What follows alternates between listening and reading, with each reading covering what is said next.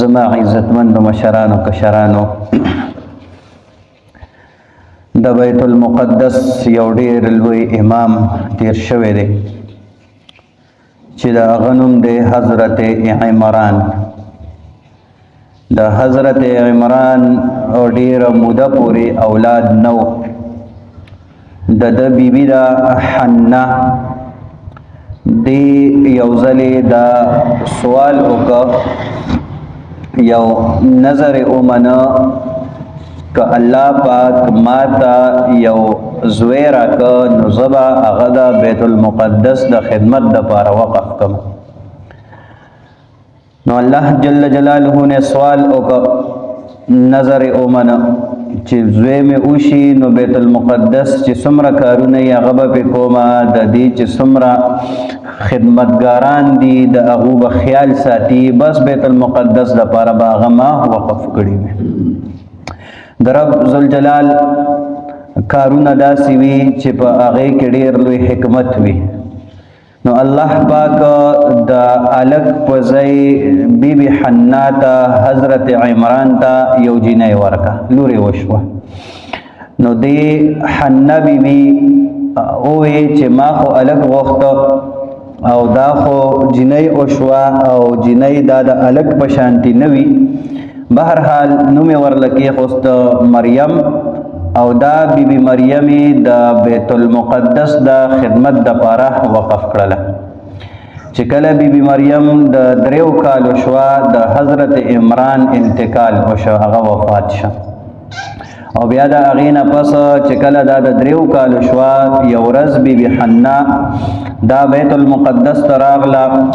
او دای ووایي چې ما نظر منلی و زه به خپل لور دا د بیت المقدس د خدمت دپاره وقف کومه، څوک به زما د لور کفالت وکړي، پرورش به وکړي، خیال به ورله وساتي. نو چونکې بیت المقدس کې ډېر زیات خلک وو، دغه وخت کې خدمتګاران وو، لوی لوی خلک وو او ټول دا د حضرت عمران شاګردان وو. نو هر یو دا سعادت غوښته چې زه خپل د استاذ د لور خدمت زه وکړم. نو ټول خلک دې دپاره تیار وو چې څومره مشران وو، یو ویل زه به خدمت کوم، بل ویل زه به خدمت کوم. په دغه کسانو کې حضرت زکریا علیه السلام هم وو، دا هم د حضرت عمران شاګرد او دی په دې خلکو کې وو. نو ده وویل چې زه به د بیبي مریم خدمت کوم،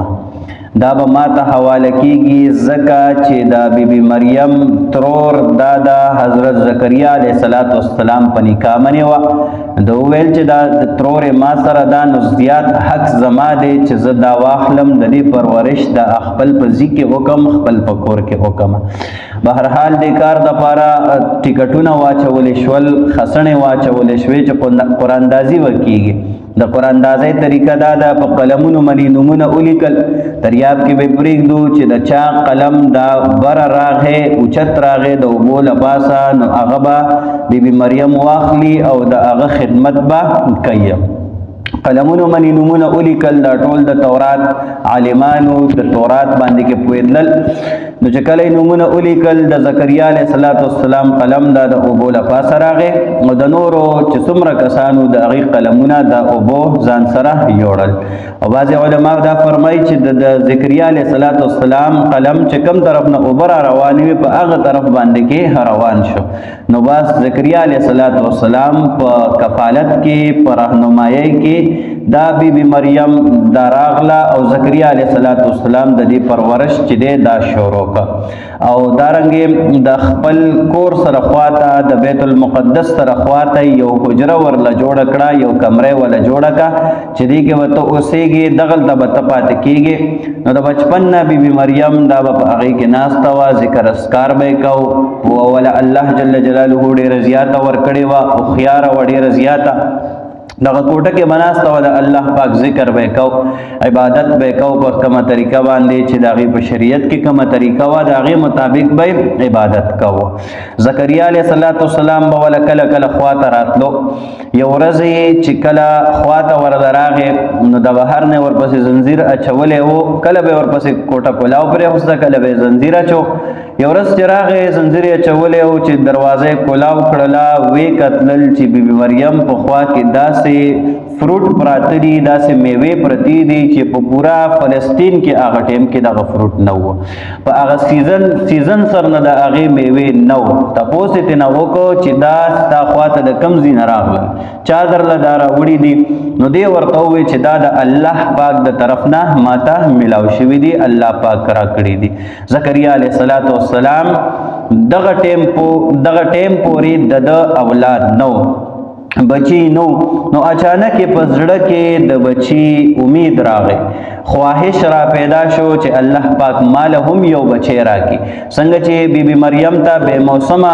پل ورکوي فروټ ورله ورکوي دغسې الله پاک ما ته هم بے موسمه یعنی په بوډاوالي کې الله پاک مال هم بچی چې کوم دی هغه راکولی شي علما کرام فرمایي چې دغه ټیم کې د زکریا علیه السلام عمر 90 سالو یا 120 کاله د عمر د ټیم پورې د بچی نو د سر ویښتې سپین شوي او دارنګې د ګیرې ویښتې سپین شوي بدن یې کمزوری شوی و نو الله جل جلاله نه وارث وغوښته الله پاک په سوره مریم کې ذکر کې ذکر رحمت ربک عبده زکریا اذ نادى ربه نداء خفیا کله چې زکریا علیه السلام درو आवाज کې دعا وغوښتله الله جل جلاله ته فریاد وکړو او وی قال رب انی وهن العظم مني چې زما اډوکې کمزوري شوي دي واشتعل الرأس شیبا او دارنګې زما ویښته سپین شوي دي ولم اکن بدعائک رب شقیا زما ربه زه د دې نه مخکې د تا نه ناامیده شوی نه یم کومې دعاګانې چې ما غوښتې دي تا ماله هغه راکړي دي نو بیا یې وویل چې واني خفت الموالی من ورائي چې زه خپل په اولاد باندې زه په خپل په خاندان والو باندې کې یریږم چې زما نه پس به هغې چېرته بېدینه نشي په غلط لار باندې کې روان نشي وکانت امرأتي عاقرا فهب لي من لدنک ولیا او دارنګې زما بیبي چې کوم دی هغه هم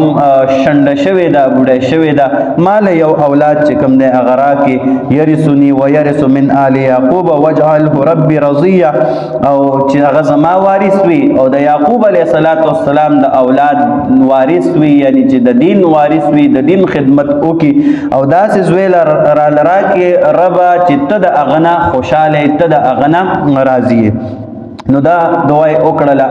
او بیا الله جل جلاله ول زیره ورکا جبرائیل علیه السلام راغې او ورته زیره ورک یا زکریا انا نبشرک بغلام اسمه یحیی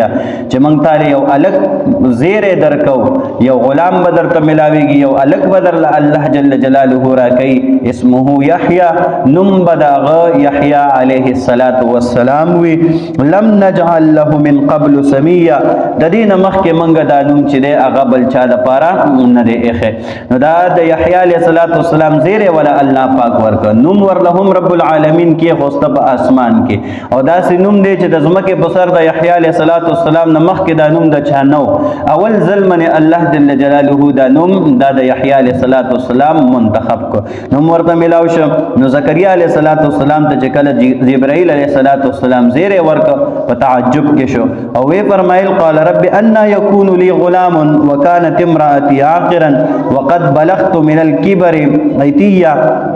وی ویل چې څنګه به زما دا بچی کېږي بچی خو به مې کېږي زیر راته میلاو شو خو طریقه به څنګه وي آیا زه به ځوانېږم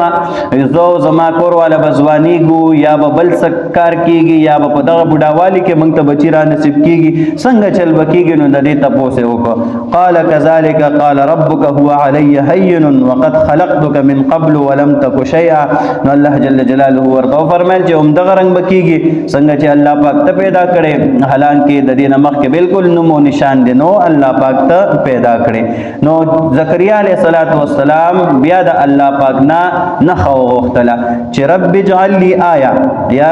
یا الله ماته نه خو خیا چې کله زما بچی کېږي هغه ټیم کې به نښه سوي نشاني به سوي نو الله پاک ورته فرمایل قال آیتک الا تکلم الناس 3 لیال سویا چې درې ورځو پورې به ته درې شپو پورې به ته چا سره خبرې نشي کولی مسلسل 3 ورځې او 3 شپې به ته خبرې نه کوې. مطلب دا دی چې خروغ به رمټ به او خود خبرې به خلکو سره چې کوم دی هغه نه کوي. بس دغه به نشانی وي چې کله دا نشانی دی خپل ځان کې موجود کړله او دې موندله نو پوه شه چې په دغه زمانه کې په دغه وخت کې درله اوس الله جل جلاله بچی درکوي. نو بیا دغه وخت راغی د زکریا علیه السلام جب مبارک اچانک بند شوله او خبرې نشوي کولې. نو فخرج على قومه من المحراب